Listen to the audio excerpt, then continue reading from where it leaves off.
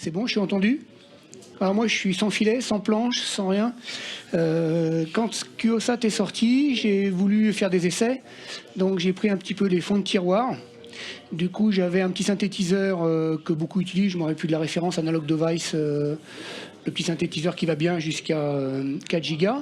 J'ai pris le petit code de F4 CJN que j'ai mis dans un Arduino. Bon, ça tournait déjà, hein, le synthétiseur était prêt. On a à peu près 1 milliwatt, 0 dBm. Et puis je me suis dit, après tout, j'arrivais à recevoir le satellite sans caler en fréquence, mais j'arrivais déjà à recevoir avec une tête satellite simple et une parabole. Je m'étais déjà rendu compte que je pouvais recevoir la balise. Je m'étais rendu compte que je pouvais recevoir la balise sans la parabole, avec la tête simplement, pourvu que je sache où est ma balise. Et il fallait que je cours après ma dérive de ma tête satellite que je tenais dans la main. Donc évidemment, mais avec SDR Angel en décimant par 64, j'avais à peu près 5 dB de sortie de ma balise sur le bruit ambiant, en ayant sans parabole. Donc je me suis dit, bah, déjà au niveau réception, c'est confortable. À cette époque-là, j'avais pas de suivi ni mécanique, ou ni électronique, ni logiciel. Et je me suis dit, bah, maintenant, il va falloir faire l'autre côté. Puis avec mon copain F5LGJ de Grenoble, on s'est dit, on va faire une liaison. On avait peur aussi, historiquement, de ne pas pouvoir bénéficier du satellite très longtemps. On s'est dit, on ne sait jamais si les gens ne sont pas responsables, s'il y a des problèmes techniques ou autres. Donc profitons-en. Donc ça nous a donné un surcroît de motivation. Donc j'ai pris ce synthétiseur comme base d'émission. Et j'ai cherché un petit peu savoir comment je pouvais envoyer la CW. Il y avait une pinouille qui permettait de faire la sortie, mais je me suis dit, bon, je vais le laisser tourner tout le temps parce que je voulais pas qu'il y ait un excès de consommation. Je ne savais pas trop à quoi m'attendre en termes de stabilité. Donc j'ai laissé le synthétiseur tourner et j'ai commencé à enquiller un PGA 103, donc c'est un petit ampli entrée-sortie 50 ohms, puis un deuxième, puis un troisième que j'ai mis sur des petites plaques, soudées comme ça un petit peu à la va-vite. J'ai bien soigné dès le début les alimentations, parce que comme je vais faire un signal relativement bande étroite, il ne faut pas que les alimentations soient trop sales. Et en particulier le synthétiseur, il m'a fallu reprendre un petit peu les découplages pour être sûr qu'en termes de bruit près de la porteuse, je n'ai pas de modulation qui traîne. Voilà. D'entrée de jeu, j'ai assez vite compris que le bruit loin de la porteuse, c'était pas du tout mon problème.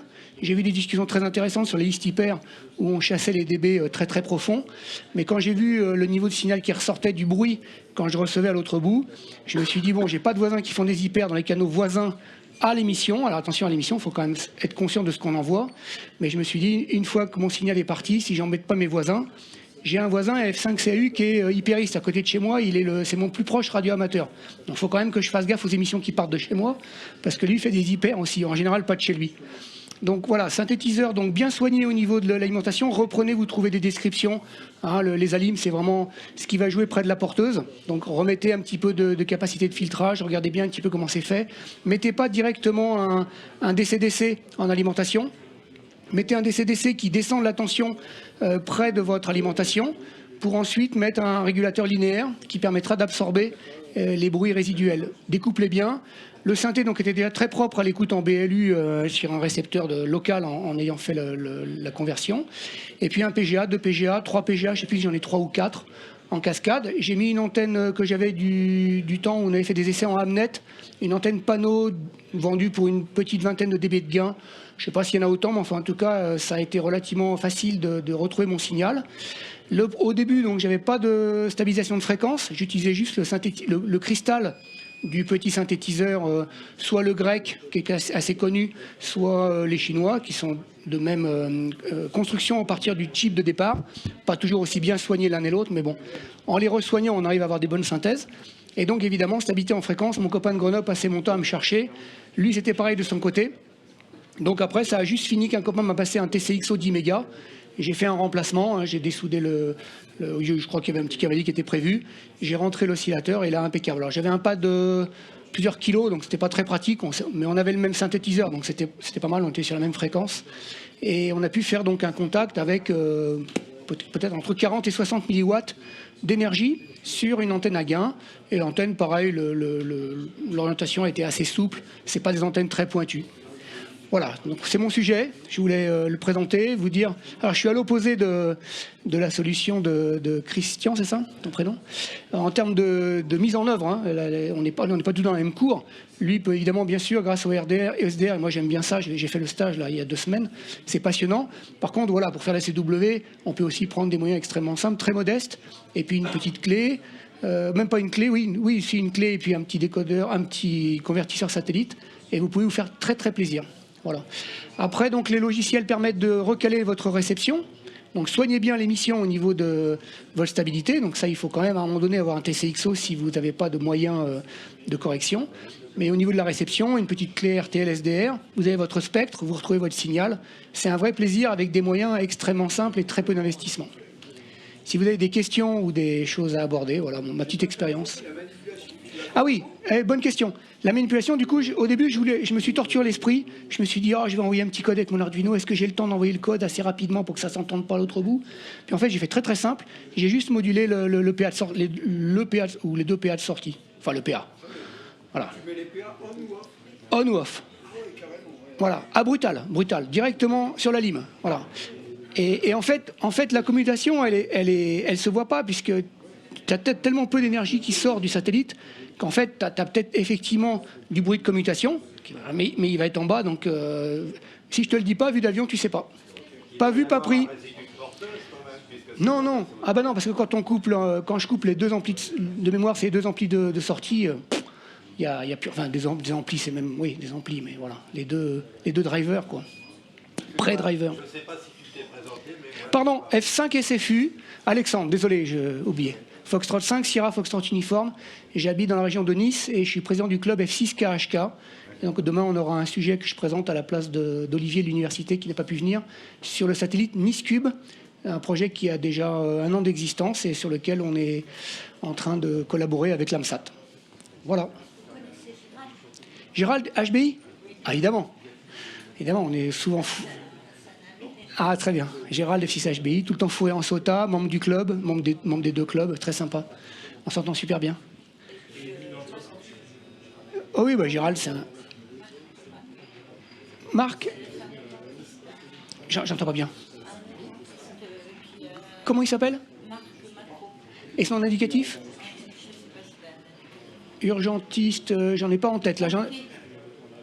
J'en ai pas en stock, là, tout de suite. Là, je percute pas. Oui, bah on se connaît, nous, prénoms indicatifs, souvent. Hein. La main bleue, c'est pas toi? Non, la main bleue, c'est Eric qui a donné le cours la semaine dernière, là, qui était très intéressant. D'ailleurs, pour tout ce que Christian vient de dire, il y a des choses intéressantes avec le Pluto sur la télé, avec Lama Bleu et Evariste. Vous pouvez regarder ça, il y a certainement des choses... J'ai pas suivi le truc, mais il y a un sujet connexe de notre ami Christian.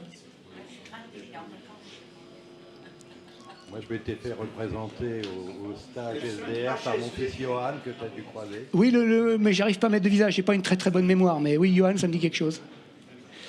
Voilà, c'était tout simple. Hein, je voulais vous... Alors j'avais un petit document parce qu'il m'est arrivé une histoire assez incroyable. Il y a 1 an, donc ça fait un peu plus d'1 an que j'ai fait ça. Et j'étais pour le boulot donc aux US. Et puis j'avais mon pocket. Donc en général, quand je suis en déplacement, j'essaye toujours sur le répéteur local. Aux US, c'est facile, il y a beaucoup de radioamateurs, beaucoup de relais. Donc j'appelle. Midi moins le quart, j'étais en train de chercher pour déjeuner. Et j'essaie de toujours trouver un copain pour voilà, radioamateur avec qui sympathiser. Il y a un gars, KG4 AGF, on a retrouvé son indicatif avec François-Xavier, qui répond, mais alors pas du tout motivé. Hein. Ouais, je sors du boulot, j'ai juste 3/4 d'heure, là. Franchement, ça le gonflait, j'entendais. J'étais là, ouais, mais ce serait sympa de déjeuner, je suis un radioamateur français. Ah ouais, t'es où? Je suis à tel endroit, près dans cette espèce de mall, je sais pas voilà, de centre commercial. Il dit, je suis pas loin, allez, je fais un saut, mais vite fait. Hein. Un petit jeune, il arrive. Gare sa voiture, on se retrouve dans la queue. Bonjour, F5 SFU, KG4 AGF. Voilà. Alors qu'est-ce que tu fais? Moi je bricole un peu. Et puis je lui présente mon petit projet là. Au fil de la discussion, pendant qu'on faisait la queue. Et là d'un coup il percute. Il dit, t'es rentré sur QO100? Alors les yeux se sont ouverts. C'est un gars qui faisait du satellite. Entre midi et 2, il a l'antenne dans sa voiture, les 2 antennes, tout le bazar, le récepteur, tout. Un gars passionné de Satnogs, un informaticien. Et d'ailleurs, il s'avère que son groupe était en train d'être acheté par le mien, donc c'était intéressant parce maintenant on est devenus collègues. Et alors, il est passé de ça me gonfle à oh, les Européens, vous avez trop de bol, c'est génial. Je me demande même si je vais pas faire un séjour pour les trafiquer sur ce satellite. Lui, il s'enquiquine à chercher les satellites qui défilent, et nous, on a le cadeau qui descend du ciel. Et là, je lui explique mon émetteur. Donc, il m'a tanné pour que je lui envoie une petite description. Alors, c'est assez hideux, hein, parce que j'ai vraiment branché des récubes dans les tiroirs. C'est vraiment émetteur QRP de fond de tiroir. Il a voulu, donc j'ai essayé de rassembler une photo qui était à peu près présentable, et il a fait un PDF, mais je ne l'ai pas retrouvé. Donc peut-être avec mon indicatif, vous le retrouverez. Je ne suis pas très réseaux sociaux et trucs comme ça, donc voilà. Mais c'était amusant. Comment F5 SFU, et je viens de me rendre compte qu'il s'est trompé, il m'a appelé F5 USF. Ouais, j'avais tellement pas regardé que je ne m'étais même pas rendu compte, je viens de me rendre compte. Voilà, USF, US France. Amusant. Bon, tu vois, j'avais pas besoin de tout le créneau, donc tu as bien fait d'utiliser le temps. Hein. Là, t'en as plus sur les questions. Hein. Non, en fait, parce que tout à l'heure, Christian, c'est un peu étrange pour moi, peut-être, parce que je suis encore débutant. Parle plus près du micro, parce que je crois qu'il nous enregistre là-bas, il me semble. Ok. Tout à l'heure, oui, j'ai tout compris, en fait, dans la présentation de notre ami Christian, parce qu'il parlait plutôt de... digital, tout ça. Mais par contre, j'ai rien compris en fait. Alors, je sais pas en fait. Oui, mais parce que je m'adresse à une population de radioamateurs a priori, ouais. Du coup, mais donc effectivement, le principe c'est d'émettre en morse. Donc en morse, le principe est très simple. La porteuse, elle est là ou elle est pas là. D'accord ? Si la porteuse est là, vous entendez une tonalité, vous vous décalez un petit peu, ça fait un battement, vous avez une tonalité à l'oreille. Si la porteuse n'est pas là, vous n'avez pas de tonalité. Si vous envoyez un A, vous envoyez un point, on appelle un point et un trait. Donc la note qu'on veut que le radioamateur en face reçoive, ce sera une présence porteuse courte, tit, et puis un blanc, et ensuite tout. Donc tout, ça fait un A. Moi je reconnais un A si vous m'envoyez tout. Si vous m'envoyez un trait et 3 points, ta, tit. En général, le trait, on fait un ta, et pour apprendre, comme ça, pour se parler entre nous. Et puis le point, on fait un titre, comme ça permet de bien différencier. Mais si je vous envoie tout, vous savez que je vous ai envoyé un B. Donc moi, à l'émission, il faut que je mette la porteuse ou pas. Donc ce que j'ai fait, c'est que j'ai constitué, pour les acronymes, j'ai constitué ce qu'on appelle un émetteur QRP. Donc QRP, ça veut dire petite puissance. C'est le code Q qu'on apprend en radio amateur, qui est universel. Donc moi, je me rappelle P comme power. Donc QRP, petite puissance, reduced power. D'accord, c'est mon mnémotechnique. Donc moi, je voulais faire un émetteur hyper simple avec ce que j'avais dans les tiroirs. J'avais un synthétiseur, ça vous parle ? Voilà, donc il me permet de générer la fréquence 2004 et quelques pour me mettre dans la bande CW. Lui, il est piloté par un petit Arduino. Le code est disponible et fourni par F4 CJN. F1 CJN, voilà. Désolé, j'ai pas de planche ni rien pour vous présenter ça. Le Arduino, donc, pilote le synthétiseur. Et j'ai fait le choix de laisser le synthétiseur tourner pour ne pas le commuter.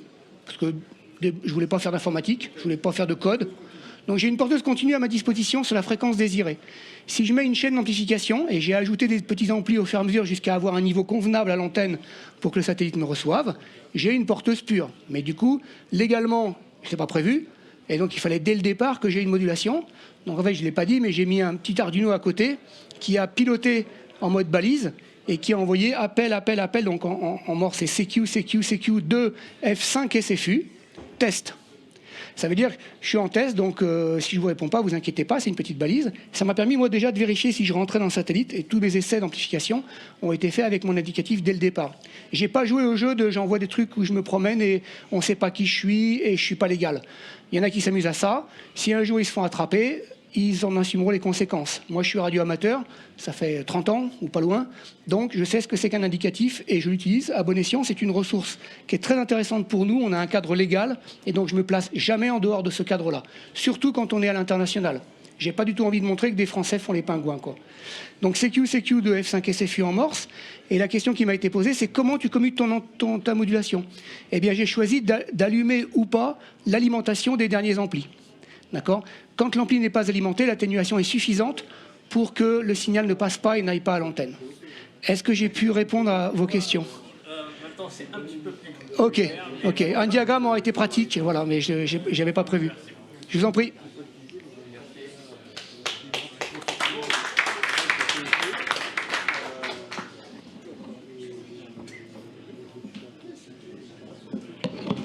À côté de ça, je fais aussi de la télé, hein. C'est sympa la télé.